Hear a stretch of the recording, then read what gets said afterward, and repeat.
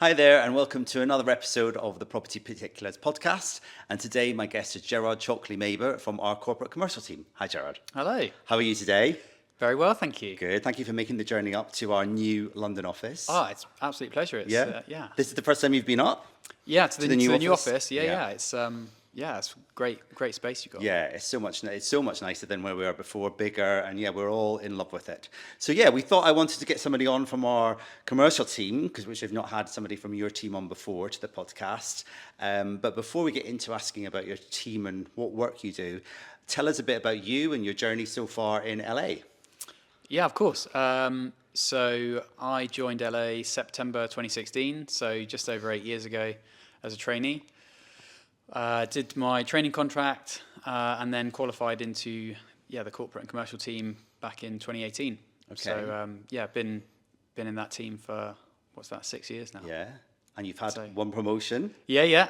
Went up to associate. Earlier this year. Yeah, so, amazing. Congratulations for that. Thank you. So your team, you're based in our Bournemouth office, but of course, like with all of our teams, we are a one firm.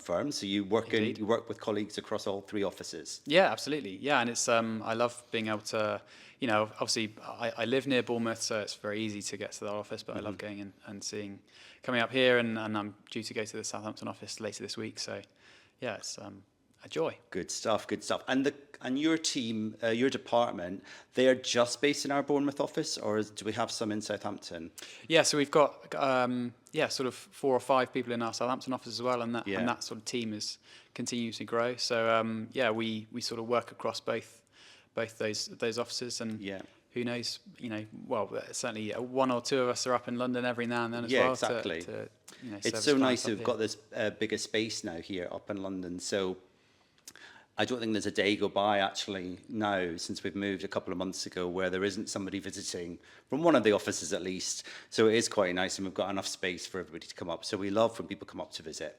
Okay, let's talk a little bit more about what work we might do between us, our two respective teams. So, and one of the things I wanted to first of all ask is that for examples of work that I might need some input from you or your team, the first one that springs to mind is basically when a client comes to me and they want to buy a residential property, but they want to buy it in a company. So I'll kind of do a bit more due diligence on what they're actually wanting to do. Yeah, of course. But sometimes they've had tax advice from our firm or not from our firm, and they're actually coming to me and they're actually wanting us to help them with the actual whole setup as well. They haven't even done any of that. So then I can come to you. Yeah, absolutely. Incorporations is one of the many things that we do, and it's sort of our bread and butter. It's very straightforward, and we can tailor it to how that the client wants it, and whether they want bespoke articles of association, which is the governing document of the company, or whether they're happy with more generic. It's totally up to them, but we can set something up for them in a day. So, wow, that quick nowadays. Exactly, yeah. No need for sort of shelf companies anymore. Okay. It's we can do it all online, and it's very straightforward. Good stuff. And then actually sometimes when I'm getting a new instruction from a client and they've talked to me about company purchase, sometimes they've not had any advice at all on the tax element of that. So, but if they're wanting to speak to you about the company, then equally you would be referring them to our tax team as well, potentially? Well, yeah, quite possibly. Depending on how they're wanting to buy or what's best from a tax perspective. Yeah, that we wouldn't get involved in that, but either refer that, it could be to Kurt in our private client team, or depending on what it is they're looking for, maybe it would be an accountant that would have to get involved. Don't know, but certainly we've got contacts that we can point them in the right direction. Yeah, and sometimes as well, like, I suppose when I get a new instruction, I'm doing a bit of a fact-finding mission to begin with, trying to work out where I need to place them within LA before it comes back to me to do the section I need to do, the residential property section. And one that's come up a bit more in the last couple of years is actually a client coming to me and saying that they are buying a new property, they're buying it in a company name. And so, like we've just spoken about, I'll go down that route first of all to ask them about formation, etc.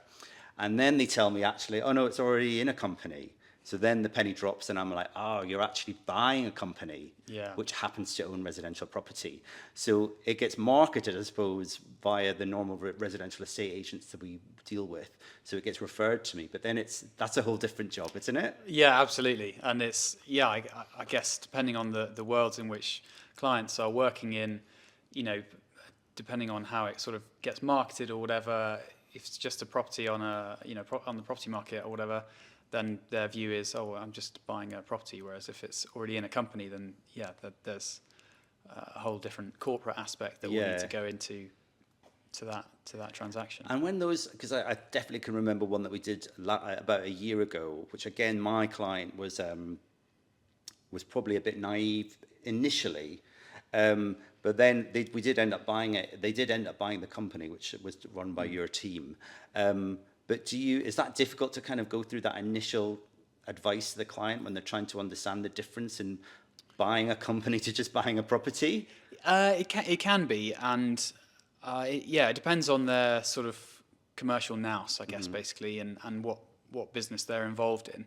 But ultimately, it will come down to tax, I would imagine, for them and the seller as to what's going to be best, because stamp duty on sale of shares is much less than SDLT, stamp duty land tax on the sale of a property. So, but yeah, I've dealt with clients who are sort of, which way should I do it? Should I do it just buying the property outside of the company, or should I do it buying the company? And yeah, it will depend on tax, but I'm very happy to have those conversations and sort of try and talk through what might be best. Yeah, sure. And the one that I'm thinking of actually was a purchase of commercial with residential above. Okay. And so actually those deals then, I mean, it's a way I'm not running that transaction, that you're running a deal and asking other colleagues to, so I pass it to you and then you kind of pass it back a little bit later to me. Yeah, exactly. So, we'll run the corporate aspects, which would likely include due diligence and running through those and dealing with the main document, the share purchase agreement. But for all the property specific stuff, we'll be coming straight back to you saying, this is your realm, so please help. And for those ones, actually, with some of the younger ones in our team who've not done like a corporate led transaction like that, it's a bit more interesting for us. It's a bit of a different transaction, another way of buying property for our clients. So it's quite interesting to do some of those bigger ones as well, especially if it's a corporate vehicle buying where there's 3 or 4 different residential or commercial there. Can become quite a big transaction all in all for us as LA. Absolutely, and it's really enjoyable to be able to link up and be able to work on those different aspects together. And that, one of the benefits of having a bigger firm where we can do all of those things. Exactly.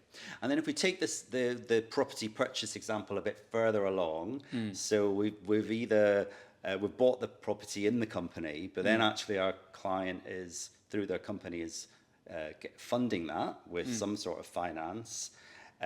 So again, we may come back to you at that stage if it's not necessarily complex finance, but if it's any commercial aspects to that finance or borrowing, we can't do that solely on our own. We need help from you guys again. Yeah, and that's something that we're definitely capable of assisting with. Reviewing the facility agreement, that main lending document, and any security that lender is going to want to take. I think there was one that I dealt with from your team that they were taking every form of security that you could possibly have. Okay. And so, advising on every single one of those documents and what the ramifications of those would be for that company. Yeah, so that for us, if it's an individual buying the property, we're signing the mortgage deed, Of course. So, which we can do within our team. But yeah, I have seen them where maybe I've been helping facilitate our clients signing the documents because they happen to be in London. Yeah, of course. And you've advised them already. But there are guarantee after guarantee and facilities. Debenture. Legal charge, share charge as well. Sometimes that gets thrown in there as well. Yeah, when I see all that paper, that kind of scares me immediately. So we're glad that we have the help of your team. And another question that we get quite often is the role that our clients might have if they are buying a property and there's any director role that's involved for them personally. So I'm thinking of either they're buying a share of a freehold and they have to be, the lease requires them to become a director. Yep. Or some managing agents, where if it's a new structure and we have to set up that structure for them. Yeah, so again, we'll come back knocking on your door and ask you to help us. But do you see a lot of that for the kind of the normal person buying property suddenly having to have an additional role as a director? Yeah, absolutely. But yeah, pretty much for all flats where there's any kind of element of freehold for the purchaser coming in to be involved with, then that's often held by a company, and therefore to get the benefit of that, they need to become a shareholder, and then to advise and sort of be involved in the day-to-day decision making, they'll need to be a director. Yeah. Quite often it's something that they've had no experience in. Yeah. And so, yeah, there are duties, statutory duties on directors and fiduciary duties. Yeah. So. We're seeing it more and more, actually, I suppose, maybe when people are collectively getting together with the other leaseholders in the building and trying to buy the freehold, or doing a right to manage company. Again, they come back to us, first of all, because they're trying to do this. But that then sometimes, we as we've just said with all of these examples, we need input from you guys because we can't do it alone. No, of course. Yeah, and we're very happy to get involved and advise on that and say what it is that they'll be doing, and if it's on the incorporation side, then we can also have an input on the best way to structure that those articles of association and to work for that company and that property. Excellent. All right. Thank you, Gerard. We're going to switch now a little bit. Okay. So everybody that's come on, you may already know, because of course you'll have watched all the previous episodes. Back to back. So we're called Property Particulars because we're talking about particulars between our different teams, etc. But what about you individually, personally? Have you bought and sold property before? Was it okay? Was it stressful? Yes. So my wife and I, we bought a property back in 2019. Amazing. I'd say for the most part it was okay. Yeah.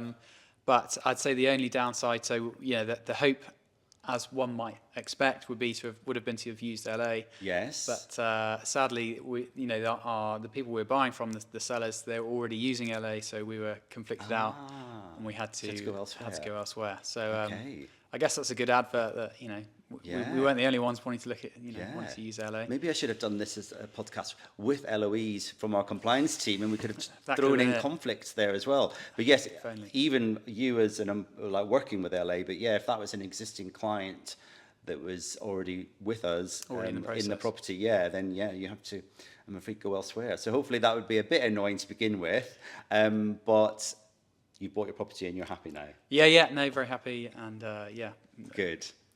Thank you. All right, to finish up with, I've been throwing in a few quick fire fun questions. Okay. So we'll start with an LA style one. Okay, sure. What is the best thing about being at LA for you?